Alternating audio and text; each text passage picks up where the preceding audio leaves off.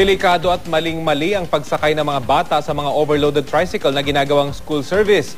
Matagal na raw kalakaran ang paglambiti ng ilang bata sa mga punong-punong ng tricycle. Kaya't mungkahin ng LTFRB magkaroon ng mas malinaw na patakaran laban dito. Balita hatid ni Steve Dailisan.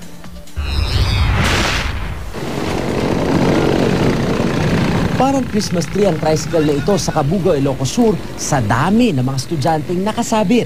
Ang ilan halos nasa bubungan na. Kahit matagal na raw ganito ang kalakaran, di maalis sa mga magulang na mangamba.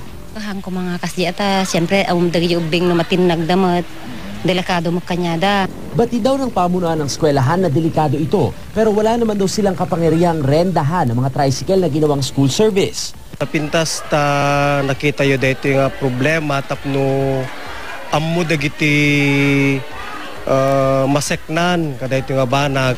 May ordinansa naman daw lokal na pamahalaan kontra overloading sa tricycle. Nga maiparit kang runaan kadayjay agbitin, dagiti kumkumpet la kadayjay tricycle, maiparit dito ket adda dayjay corresponding penalty. Sa Batasan Elementary School, wala mang nakasabit, karaniwan namang naka-backride ang mga bata.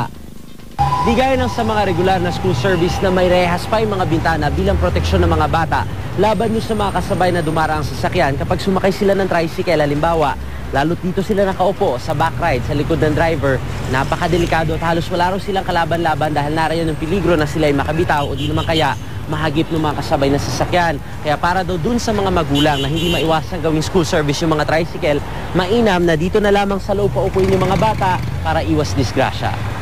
May umiiral na anti-overloading ordinance sa Quezon City, pero sabi ng ilang tricycle driver na nakausap ng GMA News, hindi naman daw nakasaad dito na bawal umupo ang mga bata sa backride. Kahit saan naman. Nasa sa kanila yun, kasi yung iba gusto rin sa backride ang iba. Yung iba pag marami na, andito din sa labas ang iba. Pag masyado mali, doon na lang sa loob talaga. Kasi iwas disgrasya. Pag may nangyari kasi doon, sagot din namin. So, dapat sa mismong driver pa lang, alam na kagad nila kung ano yung kailangan, paano pangalagaan yung mga bata. Mungkahin ng Land Transportation Franchising and Regulatory Board o LTFRB magkaroon ng mas malinaw na patakaran lalo na sa pagsasakay ng mga bata. Siyempre pare-pareho lang naman ang concern both ng national at saka ng local government, and that is the safety of our riders, no? Kasi hindi naman natin, siyempre, unawain natin na ang mga nasa tricycle din, they have to also have their means of livelihood, but not at the expense of the safety of the children. Steve Dailisan, GMA News.